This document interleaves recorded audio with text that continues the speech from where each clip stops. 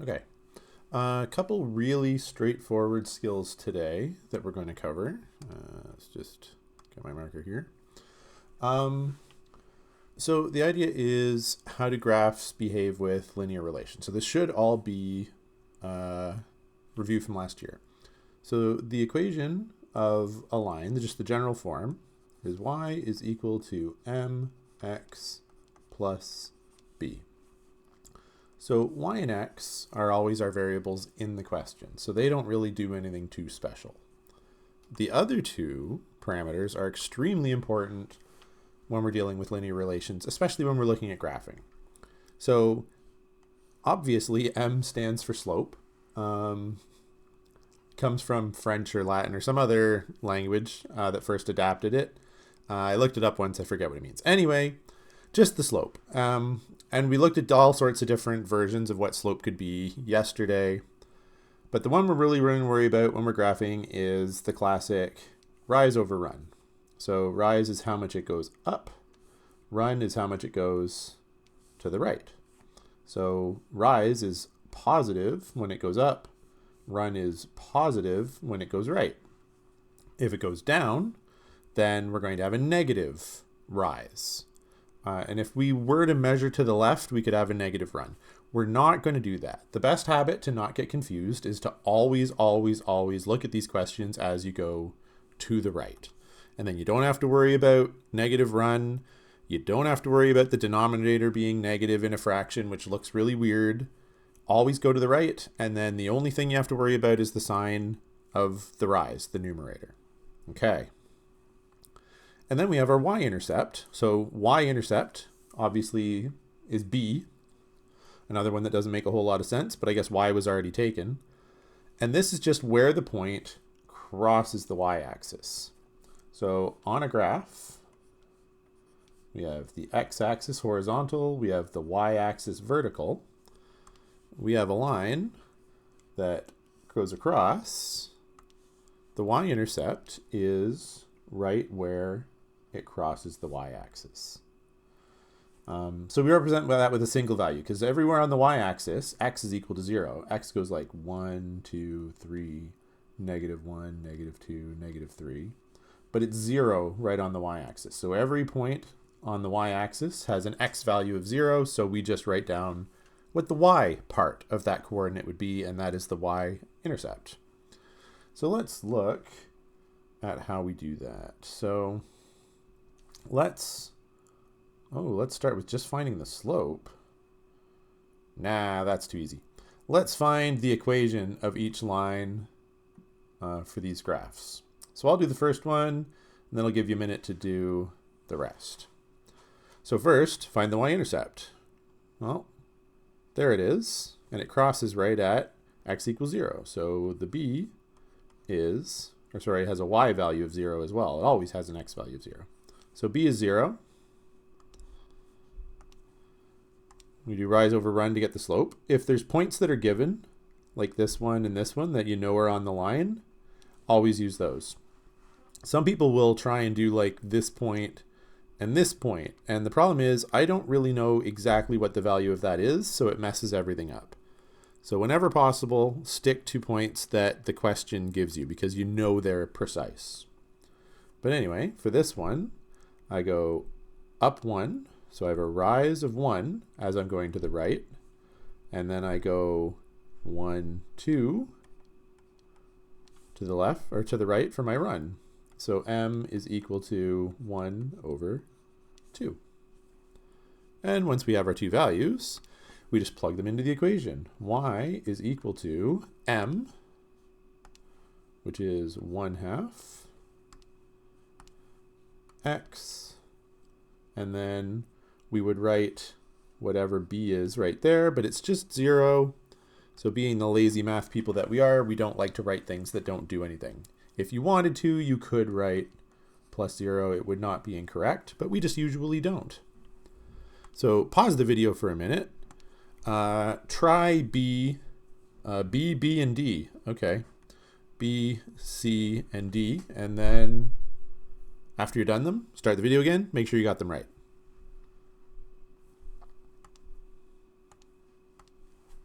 Okay, so I'm going to trust that you actually paused the video, and we'll take these up.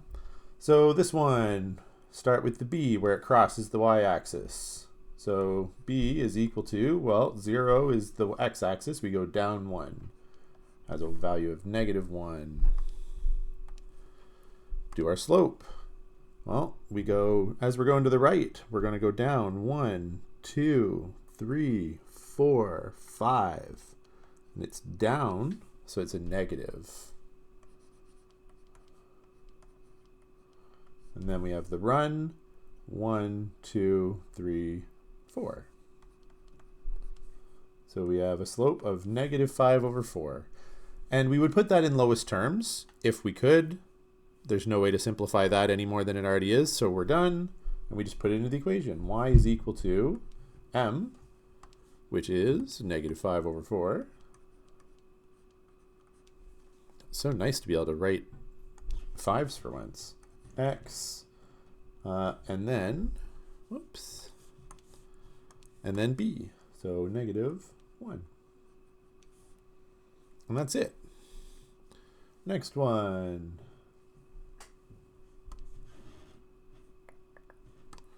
We find our y-intercept. Oh, here's a weird one. We've got multiple y-intercepts. It hits all over. So these two are special cases where a line is vertical or horizontal, and they behave differently. They have their own special rules.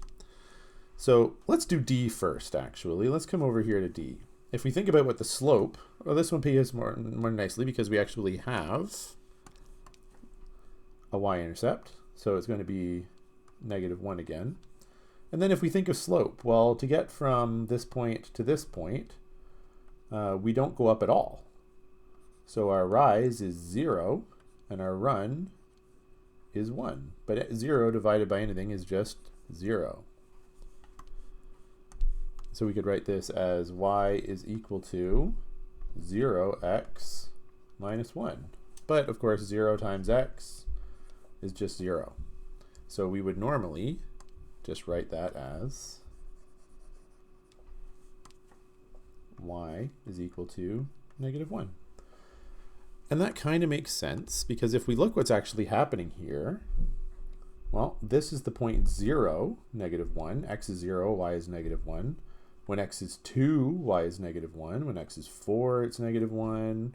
When x is -3, y is -1. No matter what x is, y is -1. Always, always, always. And that's what this says. Y is just always equal to -1. No matter what x is, y is equal to -1.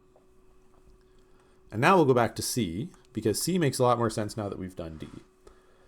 So in this case, we have a vertical line. And if we tried to calculate the slope, well, the rise would be infinite. It goes up and up and up and up forever. So that doesn't make sense. We try and find a B value. Well, the y-intercept is every single point because it touches every single point of the y-axis. So we're going to think about it more like how this one worked over here in D. Except y is not always the same value here. X is always the same value. Right here, x is 0. Right here, x is 0. Right here, x is 0. Right here, x is 0. X is just always equal to 0. Whoops. Touchscreen. So this just has an equation of x is equal to 0. And in cases like this, we say the slope is undefined. So a flat line like D, we say has a slope of 0. A vertical line, like in C, we say the slope is undefined. Next up, so now we actually are looking at the equation proper. Can you connect the values to the graph? Or I mean to the equation. So y equals 1/4 x. So if I look up here, the m, the slope, is always with the x, and then the b is all by itself. Let's color code it. M is always the number that's with the x. B is all by itself without touching an x. So let's look down here for a. Y equals 1/4 x. Well, this number is with the x, so it's our slope, 1/4. And then what is the y-intercept? Well, it would be over here without an x value. And the only number that could be adding that we wouldn't write, because it doesn't change anything, is adding 0. So b must be 0. Try B, C, and D, properly labeled this time, and then unpause your video and we'll take it up. So for the second one, B, there's a 2 touching our x, so that's our slope. And there is a 9 not touching an x, that's our y-intercept. C, same idea, just reversed. 9 is with the x. -2 is not with the x, so that is our y-intercept. Finally, we've got y is equal to 2. Well, we have to think. There's only one term here, so one thing is going to be 0. This term does not have an x value with it, so that's our b value. And then for our slope, well, if we didn't write it, this must be 0x, because 0 times anything would just be 0. So our slope must be 0. Just a couple more things today. We're not doing a whole lot. Oh, practice problems. Yeah. I'm not going to bother with that. I can do it. If you want to do it, you can pause and then unpause to check. Just what we did on the other page. So y-intercept, well, it's kind of in between, so we'll call that a half. And then we got to find points that actually fit right on the graph. So I'm going to pick that one and this one to be the two that actually fit really nicely on the grid, and do the slope from there. So I'm going to go down 1, 2, 3. So my rise is -3, and over 1, 2, a run of 2. So m is equal to -3 over 2. So y is equal to -3 over 2x plus 1/2. B, well, there's our y-intercept. B is equal to -2. We've got another point there, so we go up 1 over 2. So m is up 1 over 2. And our equation is y is equal to 1/2 x minus 2. Last from the equation, m is the term with the x, so m is equal to -1/2. And b is the term without it, so b is equal to 4. Here they switch the order around just to mess us up. So m is the term with the x. M is equal to -2.5, and b is the one by itself. B is equal to, well, it just says 11, it doesn't say a sign.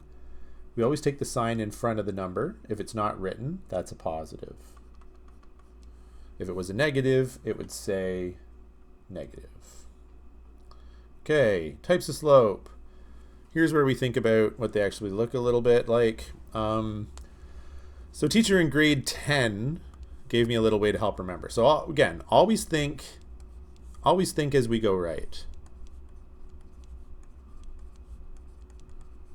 when we're dealing with slopes, and it'll help you out a lot. So a positive slope, as you go to the right, it goes up, which is positive. A negative slope, as you go to the right, it goes down, which is negative. And then he said to think skiing. So for a positive slope, it's positive because you're skiing uphill. A negative slope is negative because you're skiing downhill. If you were trying to downhill ski on this hill that's perfectly flat, a horizontal line, your speed would be 0. And if you tried to ski on a hill with this slope, well, your poor little skier would go off the cliff, and by the time they hit the ground on the bottom, they would be undefined. It's kind of goofy, but it helps me remember. So positive up, negative down, flat is 0, vertical undefined. So up, down, horizontal, and vertical. So to think about how they actually behave, bigger number means steeper. So if we have our average is going to be right in the middle, that's not quite what I'm looking for. So like a 45-degree angle. I hate when it does that. There we go. Has a slope equal to 1. Anything below this will have a slope less than 1. And as they get smaller and smaller and smaller, flatter and flatter, gets smaller. So smaller and smaller fractions. On the other hand, as it gets steeper and steeper and steeper, m gets bigger. So a slope of 2 is steeper than a slope of 1 because it's up 2 over 1 instead of just up 1 over 1. So that's what we need to keep in mind with those. And then we have some word problems. I'll do the first one and then I'll leave the rest for you. This is the last page that we're doing from this packet today anyway. And then we have some extra practice. There's some printed practice and there's some online Desmos games. It's called Marble Run. It's kind of fun. I enjoy it. It's like a puzzle game where you have to understand slopes really, really, really well. So we've got a ramp on the back of the truck. The ramp is 10 feet long along the ground. So 10 feet in that direction. It rises a total of 30 inches. So it rises 30 inches. What's the slope of the ramp? Okay. So m is just rise over run. So in this case, we're going up 30 inches and over 10 feet. Now we have a bit of a problem though, because we can't do slope because it's a ratio if the units don't match. So we need to change something. We can either convert 30 inches to how many feet? 2.5 feet.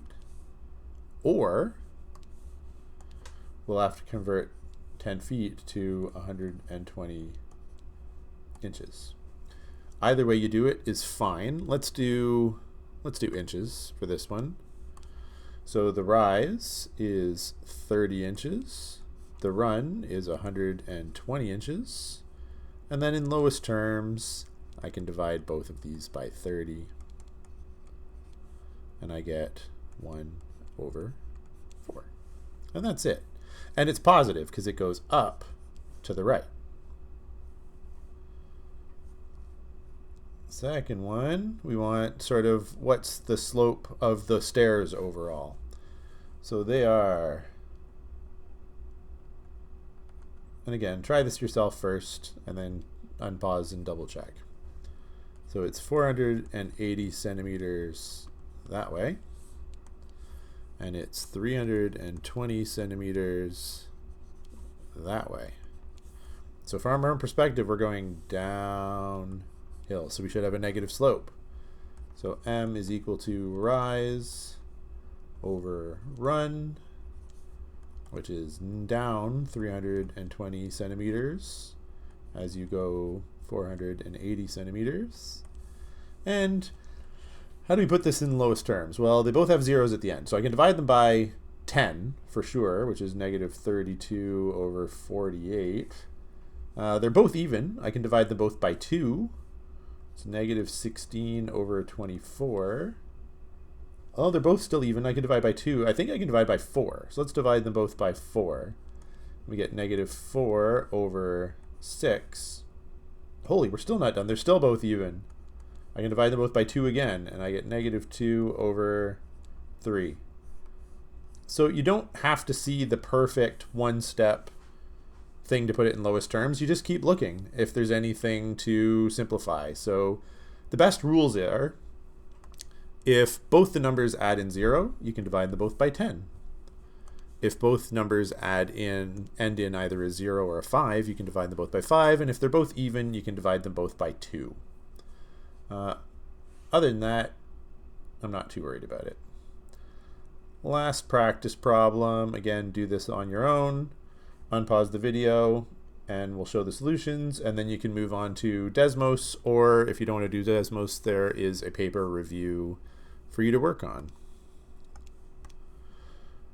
So slope of 0 is flat, undefined is vertical, 1 is right in the middle, so that gets rid of that one, and that one, and that one. So I've got 2 that are smaller. Half is bigger than a fifth, so that's a half, and that's a fifth. And then 2 to go bigger, and 5 is bigger than 2, so 5 and 2. And that's all it takes for that. That's all we're doing with the package. Good luck with everything else today. Have fun with the Desmos. Be nice to your teacher, and we will see you on Tuesday.